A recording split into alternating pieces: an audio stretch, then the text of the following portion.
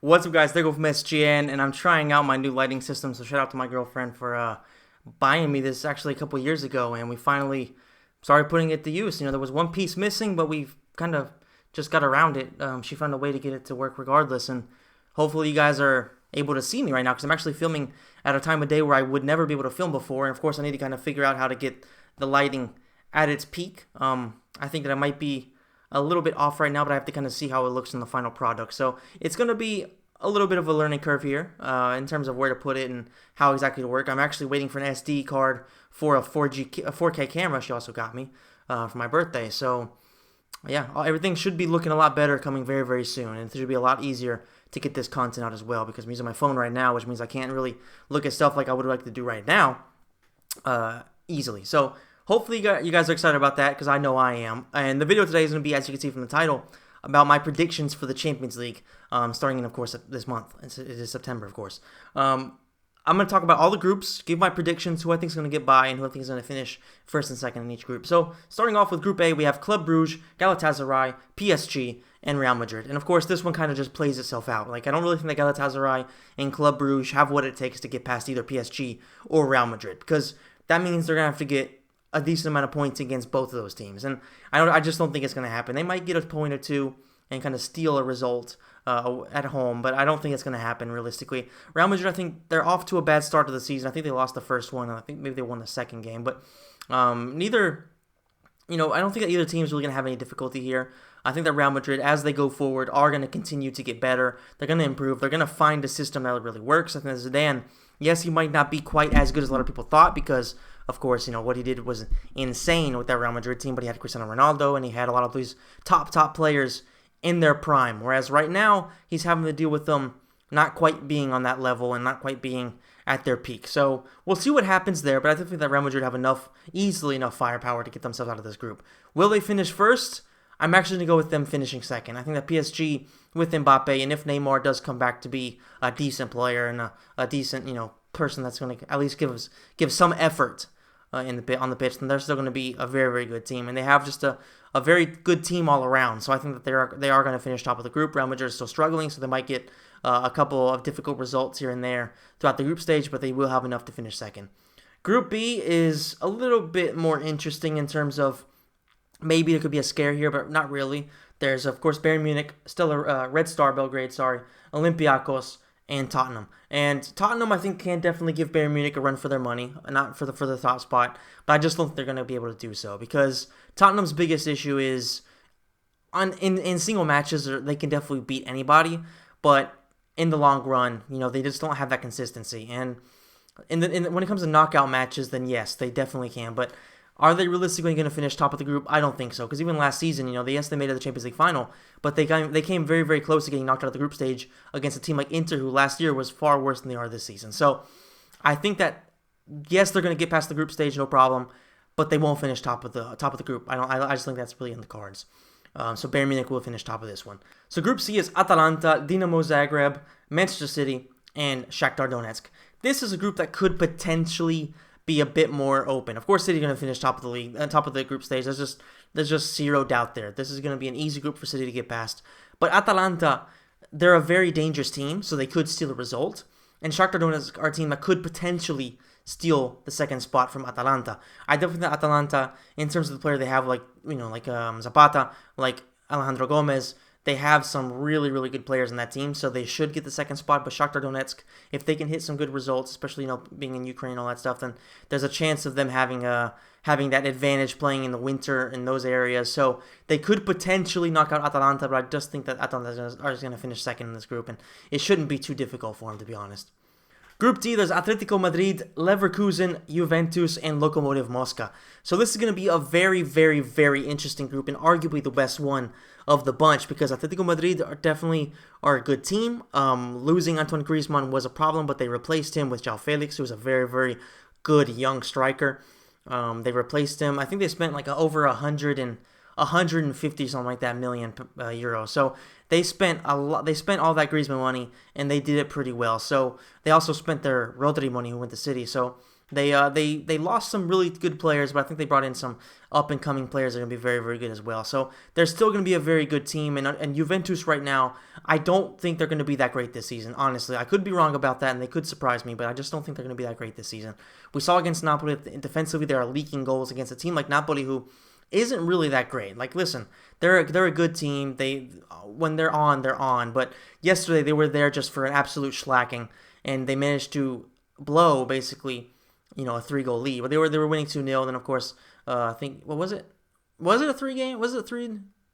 I think it was. Yeah. It was. They were 3-0 up at one point, and then of course Napoli hit the comeback, and at the last minute, Koulibaly scored an own goal. So that just goes to show you that right now this Juventus team does not have any solidity. They lost Chiellini for probably 6-7 months.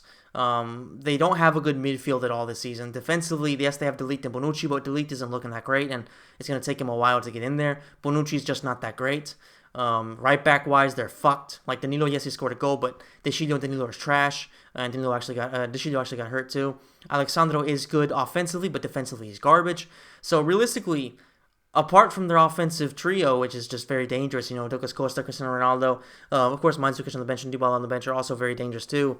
But Bernardeschi, Cuadrado, they have a very, very good front line, I guess you could say. But from midfield back, they're a shambles right now. So I don't see what they're going to do. I don't really think they brought anybody in that's going to really improve them over last season. All they did was just kind of go backwards, in my opinion. So I think they're going to have a hard time. Will Leverkusen knock them out? That's kind of the question here. I don't think so. I think Leverkusen just don't have enough to do so, and Juventus still have Cristiano Ronaldo that can solve a lot of difficult situations.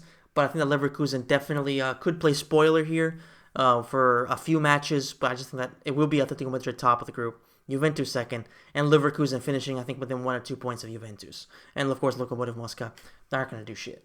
Next up, we have Group E, which is Genk, Liverpool, Napoli, and Salzburg. And to be honest with you guys, I don't really think it's going to be a very tough group. Liverpool, they're going to just smash everybody in here because Napoli are not a good team. Don't get that shit twisted.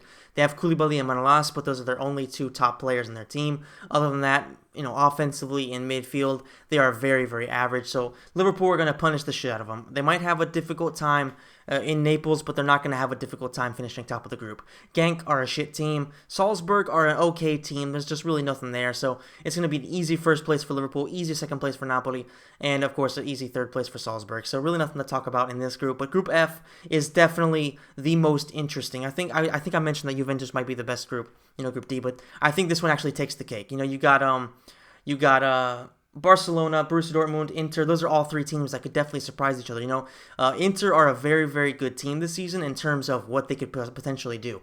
Having Lukaku and Sanchez, if they can awaken them, and Lukaku looked really good in the first match of the season. We'll see what he does in about an hour when the second game of the Serie A takes place for Inter. Against Cagliari, who are an okay team with a pretty decent midfield, so we'll see what happens there. But if Lukaku and Sanchez can find form, then Inter going to be very dangerous. They have some decent players. Their defense is actually, in terms of players, actually pretty solid. Of course, Godin's out for a long time, so we'll have to see there. But they have some really good players, so we'll see what happens there. I don't think Inter's going to finish top of the group, but Barcelona definitely will. But it's a matter of who's going to finish second between Borussia and Inter. And Borussia are dangerous. They have Paco, they have Royce, they have Sancho, they have Hazard. They have a very dangerous team. So I'm going to go with... It's hard to pick, but I think I'm going to go with the surprise here. I think I'm going to go with Borussia because I think the Inter are the favorites to finish second in this group. But just for the sake of picking an underdog, I think I'm going to go with Borussia because they are very, very close. And I think that Borussia should get second. I think Inter might blow it because Conte doesn't have the best record in the Champions League either. But I wouldn't be surprised to see if Inter finish above Borussia. I think it's going to be very, very close, like 1 point between them. So we'll see what happens there. I will go with Barcelona first, Dortmund second, and Inter third. For Inter to get a lot better next season. Moving on to the final 2 groups, we have Benfica, Lyon, Leipzig, and Zenit. I don't think this is going to be a very tough group. I definitely think that Lyon will finish second behind Benfica, and then Leipzig and Zenit. It's just, there's nothing really here to talk about. I don't even want to talk about this group. It's just one of those meh kind of groups. Group H is actually a lot more well-rounded. This might be the closest group because they're all 4 teams are very, very competitive here. Ajax, Chelsea, Lille, and Valencia. See, these are all 4 teams that can give each other a lot of problems. You know, Chelsea are definitely the best team in here because the way that they're playing offensively in the league is very, very solid. Like they might be leaking a ton of goals, but offensively they're showing that they still have a lot of that, I don't know, that quality there. You know, they're scoring a lot of goals, they're creating a lot of chances.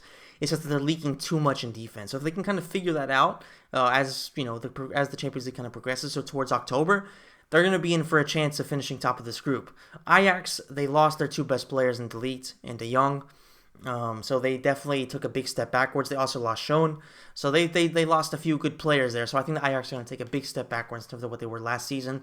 Lille, they lost their best player in Pepe, so I don't really think there's going to be anything particularly good here for Lille, but they could definitely have a run for third or for second, really. And Valencia, who are always a solid team and always dangerous. So we'll see what happens here. But if I have to pick, then I'll say Chelsea first, and honestly, Valencia second. And I will go with Ajax finishing third. I think that Lille, they're dangerous, but realistically, having lost Pepe, there's just really nothing there. Chelsea, they're going to create the most chances. They're going to score the most goals. And if they can figure out a few things defensively, maybe get back Rudiger, then I think that things will get a little bit better for them. They will perform at a higher level. And then, of course, Valencia, they know what to do in the Champions League. They've been there many a time. They're consistently in the Champions League, and they're consistently a solid team. So I have them finishing second. Ajax might surprise us, but I don't know. I think that losing those two players is going to be a pretty big loss for them. Or those three players. So I think they're going to have a pretty big downgrade this season. But they might do well in the Europa League. And then for Lille, it's just not going to happen. So, guys, that is it. These are my predictions for the Champions League. I hope you enjoyed the video. If you did, please smash the like button, subscribe to the channel, and hit the notification bell if you want to get notified every time a video of mine comes out. A lot of content coming out. There's going to be another Europa League video coming out probably tomorrow. When this comes out, that it will be the next day. Of course, there's plenty to talk about there. And, of course, the Premier League Aftermath show coming out Tuesday. And there's going to be so much content, guys. Check me out on Twitch as well. Thank you guys so much for watching, and I'll see you in the next video. See you guys.